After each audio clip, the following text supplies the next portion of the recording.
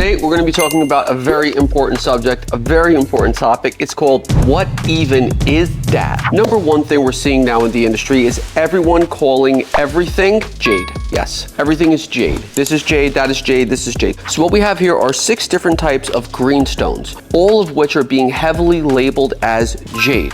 Green aventurine, green quartz, serpentine, nephrite, Burmese jade. The likelihood of you going on a seller's page or somebody's page and seeing these items listed as jade is going to be wild. This is what you will call a jadeite. Now, a lot of people are going to say, hey, jadeite, does that mean jade? Let's get into it a little bit deeper. First, we should understand that jade is actually divided into 2 different kinds of columns. One is your nephrite jade and one is your jadeite. While jade acts as more of an umbrella, it is not necessarily something we should be labeling as the trade name. What we have here is a jadeite, which essentially is a type of proxene, which can range in color. It can be white, green, whatever. There are so many different types of colors on the spectrum for jade. So just because something is not green doesn't necessarily not make it part of the jade family. Nephrite, which is a type of amphibole, is a secondary part of the jade family. Nephrites are typically going to be a darker green, and a lot of the times you might see like yellow striations or variations